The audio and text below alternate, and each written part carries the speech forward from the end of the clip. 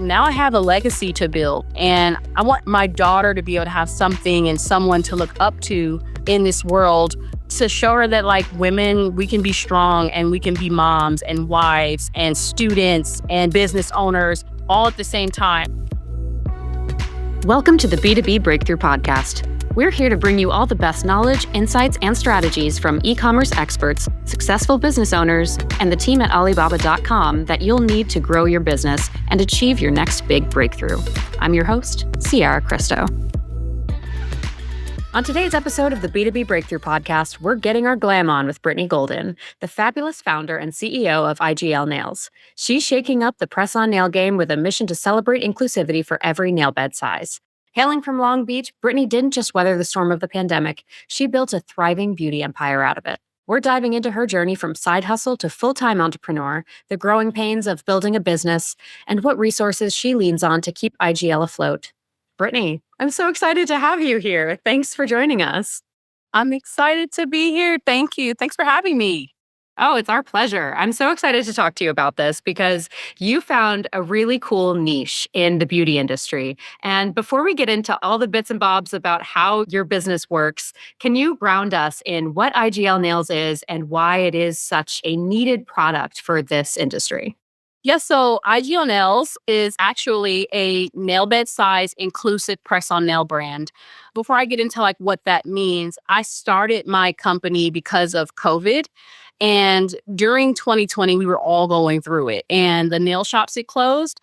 And I originally started painting press-on nails because it was a form of therapy for me. My father had passed the year before, and then we were shooting right into this pandemic. And it was like, okay, I need something. And going to the nail shop was something that I did on a regular because I really loved the way having my nails done made me feel. So I decided that I wanted to try and replicate that experience at home, which I feel like a lot of us during 2020 were finding new passions and trying new things because all we had was time on our hands.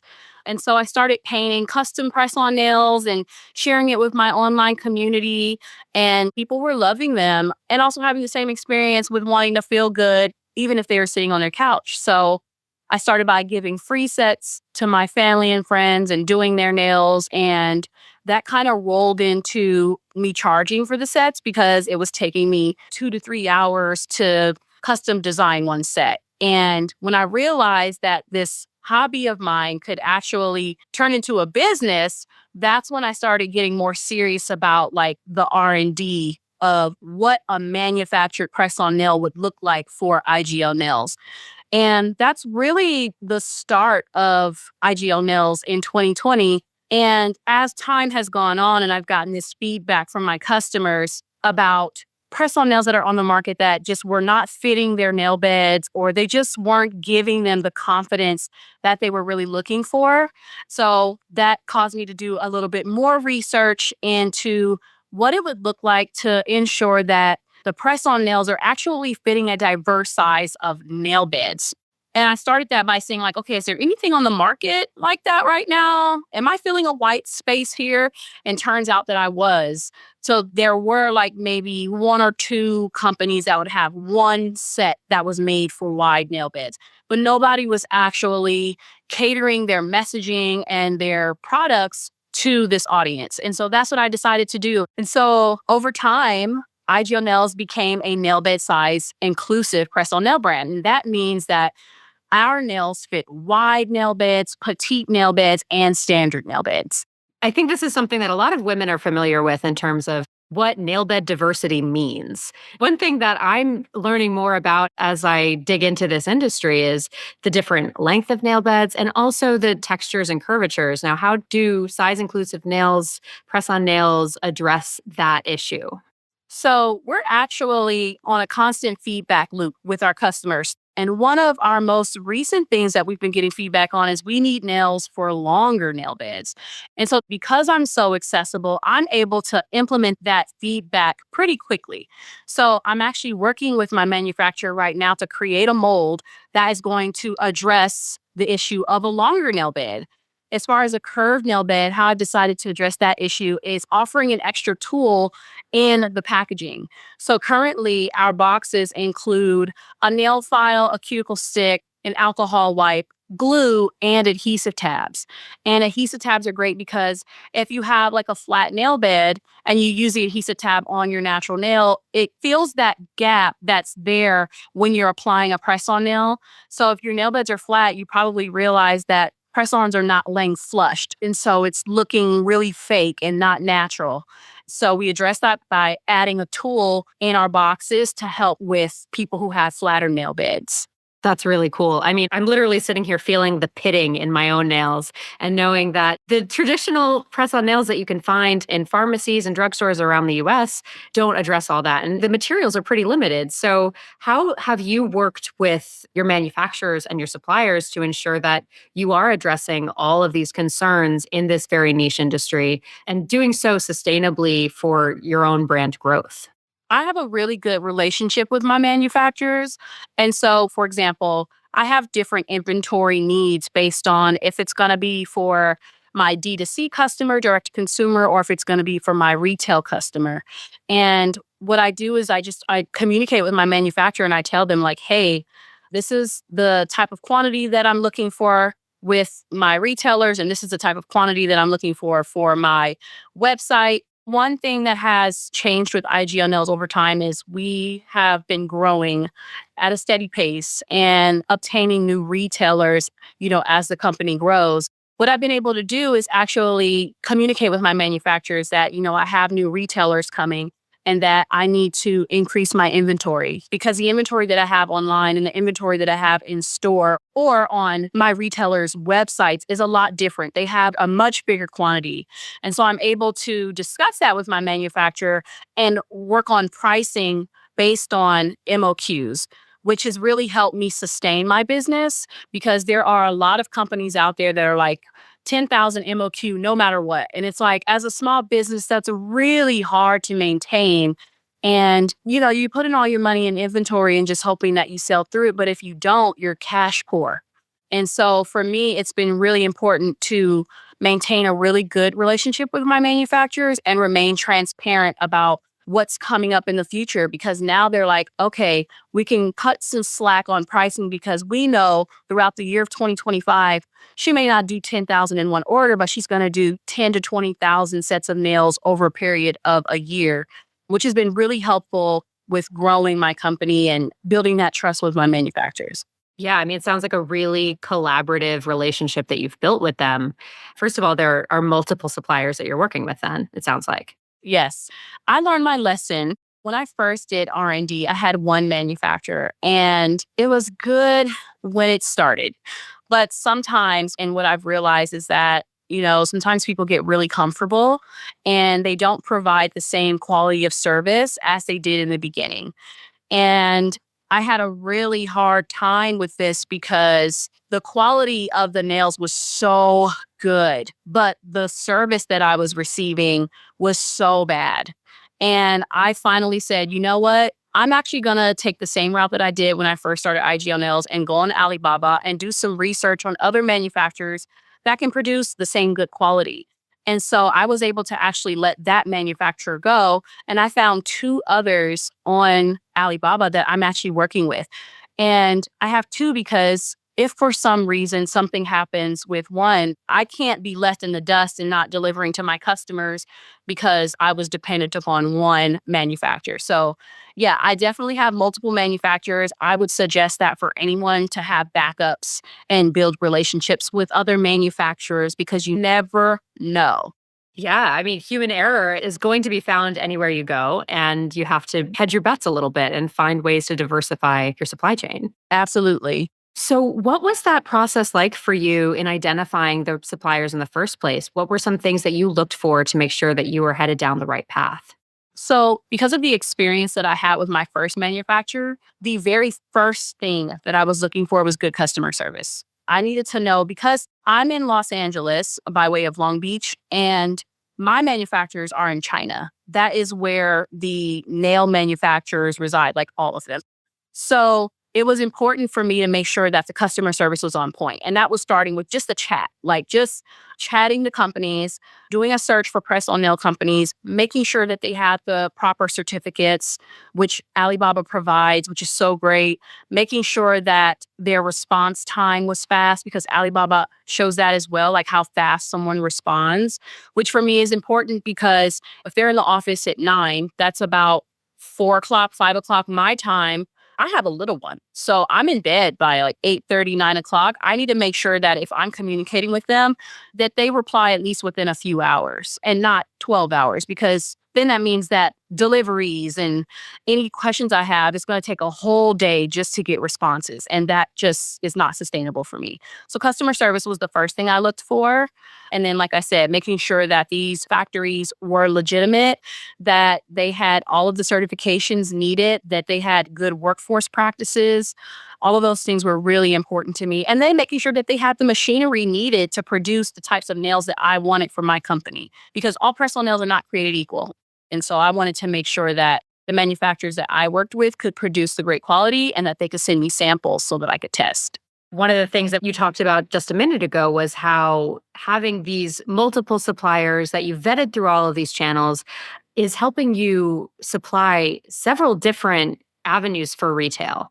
Now you've got your D2C practice, you've got, some retail opportunities with other big box stores. Tell me a little bit about that strategy and how you've identified these opportunities to meet your audience where they are. As I've been growing my company, I've been learning a lot, and I've been learning by doing accelerator programs. So I've done the Goldman Sachs Black in Business Accelerator. I've done Target Accelerator, and I've just recently graduated from a 10-week program to grow my business with USC. And each program has taught me something different about my business. Goldman Sachs was finance. Target was retail. USC was more foundational, working in the city, getting government contracts and things like that. And so I always try to continue learning based on whatever my strategy is for the following year. And so last year when I did Target Accelerator, my main goal was to get into some retail stores, some big box retail. I'd already secured a few indie retailers in my first year of when I manufactured and incorporated my business. I just went and pitched them, and I was graciously given an opportunity to sell in store, and it went really well. And so I was like, okay, I've got something here. What can I do to be in big box? And so after I finished the Target Accelerator program, I was really set up with the tools for success. And this year I said, okay, I know what I need to do to get into retail, but how do I build these relationships? Because if no one has told you already, your network is your net worth. And there was no other year that I learned that more than this year. So I said I was going to invest in attending conventions. So Cosmoprof, the Licensing Expo, Essence Fest, these are all places that my customers are at or buyers are at. And also meeting more manufacturers and meeting corporate companies that may want to work with small business. So that's really how I started to gain the access to some of these retailers. This fall, we launched in Hot Topic. And I'm super excited about that. We launched in Hot Topic, but I built that relationship by meeting one of the buyers at Licensing Expo. And so I just think it's really important to find the conventions, the trade shows, and put yourself out there. Go by yourself if you have to. I honestly feel like sometimes going by yourself is better because you're forced to talk. You can't rely on someone else. Yeah. As an introvert, that's a hot tip. It's hard, okay? It's really hard because you're putting yourself out there and you're consistently pitching your business, and you got to know how to pitch it in 10 to 15 seconds, because sometimes people are just walking by and you can catch the name on their tag and you're like, wait a minute, that's Walmart. So you have to be ready. But I absolutely would tell people to try and hit these conventions and trade shows because that's where the buyers are. And then also, you don't know where the buyer is at the convention, right? Because they're not always walking around and you just know that they're a buyer. Sometimes they're at the bar. Actually, a lot of them are going to the bar after the convention. So I would even say try and go to some of the restaurants and the bars afterward and just grab a bite, grab a drink, and keep your ear to the floor so that you can maybe hear something So I would suggest that. And then reaching out to your network of business owners. They may know people that are in the industry where they can maybe bring you along to one of the industry parties so that you can be introduced to buyers and things like that. So that would be my suggestion. Is the complexity of sourcing holding you back? Are you getting overwhelmed by information in an endless search? Now sourcing for your business has never been easier. Meet Axio, the world's first AI sourcing engine that helps you source like a pro with 5 key features. You'll get product inspiration that leverages real-time market data from comprehensive web insights, social media trends, and B2B knowledge.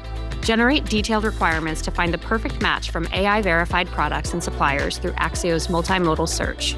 Use Super Comparison to easily discover and compare millions of products from leading suppliers, focusing on the best-selling and most competitive options. With Axio Page, you'll get AI-generated encyclopedia pages that compile verified product information for each SKU. And finally, leverage Axio Agent to streamline negotiations with conversation guidance, real-time summaries, and direct answers about products and suppliers without having to browse detail pages. Head over to axio.ai today. That's ACCIO.ai to try Axio for free and start sourcing like a pro. You've been in business for about 5, is that right? It'll be 5 in March. Wow, congratulations. You've made it over that first 5-year hump. That's amazing. Thank you. I can't believe it. What have you learned about yourself and or your business in that time? Is there anything that you've taken away to just kind of reflect on and to adapt as you move forward? It's actually funny that you say that because it's the end of the year. And around this time, I try to reflect on my accomplishments throughout the year. And this year, I've decided to send out an email to stakeholders or people who have helped me throughout the year to just give them progress update. Like, you didn't just help me and I didn't do anything with it. You helped me and I actually was able to move my business forward. But this is the only time that I actually sit in my accomplishments. I have a really hard time with sitting in an accomplishment the moment it happens because I'm constantly thinking about what's next. But I can tell you what I've learned for myself is that I'm really resilient and I'm a go-getter and nobody's hustle can match mine. Love that. That's what I'm learning because I'm a solo mompreneur. Okay. So yes, I am capable of hiring a few contractors here and there to help me with different things, which is so necessary to grow a business. And so that's really something that I want to do in the future is bring some team members on. But until I can maintain a steady revenue to where I can afford that and keep it, I've just been doing it by myself. And I didn't want not having employees yet to keep me from being successful.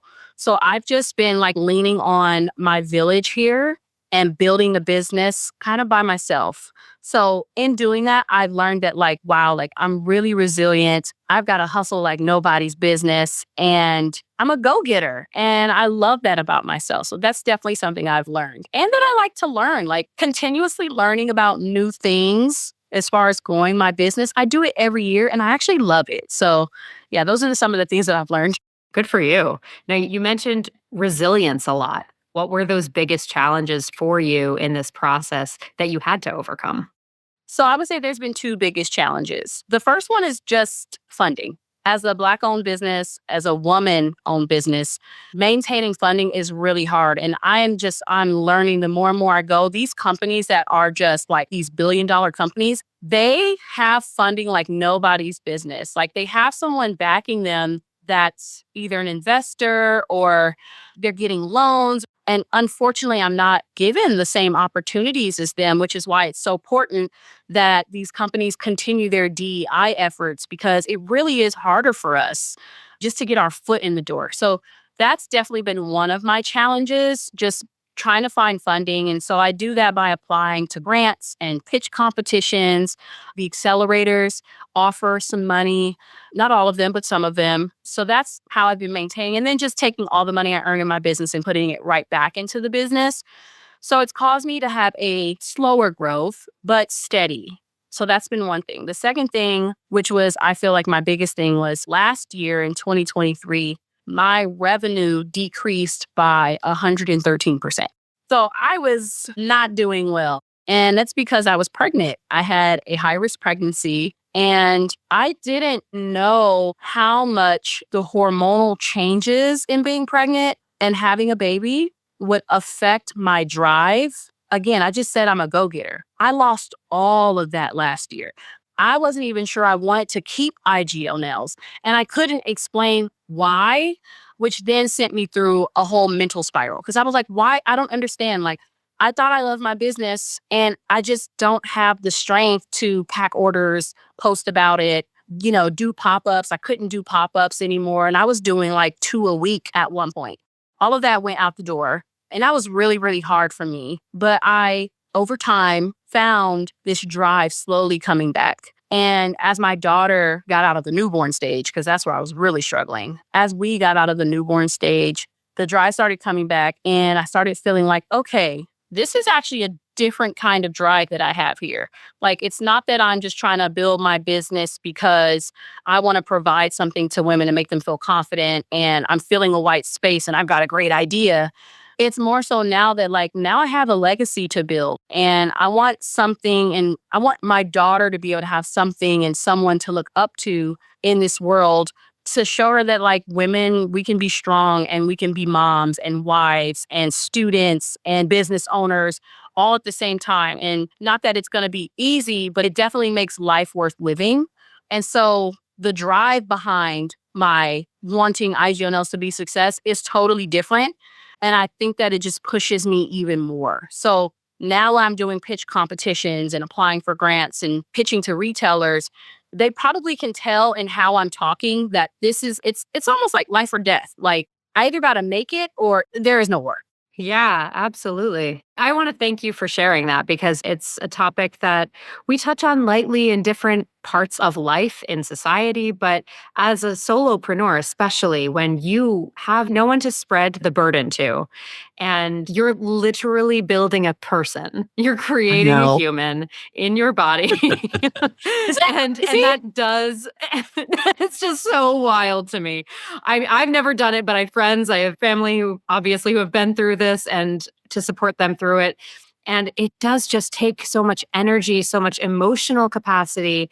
And it's hard to also balance your business on top of it, which is also your baby in another sense. And so I have a lot of admiration for the way that you've reallocated that energy and found ways to balance the two responsibilities and find that new sense of drive. It takes on a whole other form, it sounds like. It does. And thank you very much. I appreciate that. And I realize that, like, that's probably very common amongst people, especially women who are growing a business. Like, what if there's a death in the family? Like, what if you get hurt? Sometimes things will knock you down and you got to stay down. I mean, yes, you want to get back up, but sometimes you need to stay down and take care of yourself so that when you are ready to get back up, you don't get knocked down so quick again. So, like, for me, if I had not taken that time to take care of myself while I was pregnant and when I had my baby, if I tried to come back too soon, I may not have been ready. And IGL Nails may not have had the growth that it had this year. So I definitely think that it's a part of my journey and a part of who I am and a part of the story that I'm able to tell as far as how IGL Nails became $1 billion company. It's not yet, but one day. We'll get there. Yeah, so that was my next question. So you mentioned that you had this big dip last year and you've come out, you're on the other side of it now. So what does that regrowth look like? How have you gotten back into fighting shape, so to speak? So last year I did Target Accelerator and that was teaching me retail. So last year I was pregnant. The only thing I did was Target Accelerator. I said if I didn't do anything, I was just going to at least try to do some learning, right? And in doing that this year, I've been able to put myself out there a lot more and pitch my business. So I've been able to pick my business back up by actually getting retail accounts. And I was like, wow, I can't believe I did this. Like, this is fantastic. I love retail. It's hard, but I actually really, really like it. So this year I launched in TJ Maxx and Marshalls in the spring. Congratulations. Thank you. I launched in Hot Topic this fall. I am in the process of my first licensing deal. Oh, I got into the licensing accelerator this year so I could learn more about what that process is. And I'm back to doing a couple of pop-ups and festival season and D2C and I won a pitch competition in November, which has given me some money and allowed me to actually invest in doing some ads and some marketing for IGL Nails. And that's what I'm actually in the process of doing right now, and launching my first influencer collaboration. So those are all of the things that I've been doing this year to pick IGL Nails back up. Wow. So you're a little busy. You got some stuff on your plate. Like you said, you're a fighter. You definitely have come back stronger than ever, it sounds like, to find these other avenues, because that retail sales channel is complicated and you found the right resources to get there. Yeah, it's extremely complicated. So let's talk about moving forward. You've hit all of these milestones. You found the right partners to get your product into the right hands, onto the right hands. So pardon the pun. That was a good one. Thank you. So let's do some manifesting. What does 2025 look like for IGL? Okay, so I actually already have planned my next collection coming out. It's our Gel X collection, which is a new material press-on nail. It's an acrylic and soft blend nail. And so it's really, really durable. And so my target market there is going to be athletes and people who are really heavy on their hands and people who are in the gym. I'm really excited about that. And so I've actually started planning like the marketing on that. My big manifestation goal with this collection is to really get to the 2028 Olympics.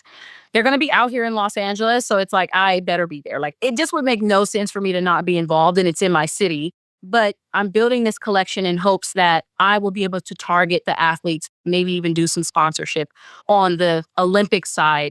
I actually want to launch my first licensing deal. A big goal of mine is to get like the NFL, the WNBA, some of the soccer teams, like their logos on nails. And I just feel like it's really a great idea because you can put the nails on, go to the game, go home and take them off and get back to your daily life. It just makes sense to me. If we're wearing on our hats, why are we not wearing them on our nails? Totally. I love that. Like, imagine all of the nail fees. Like, could you imagine? Oh my God. The content would be incredible. Right? So I'm trying to work that angle. And then my first artist collab.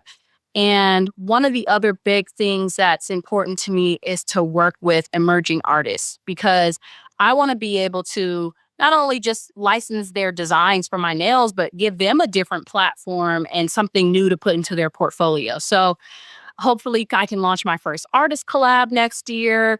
And I would love to get at least one more big box retailer. All right. So just a couple of things. Just a couple. That's incredible.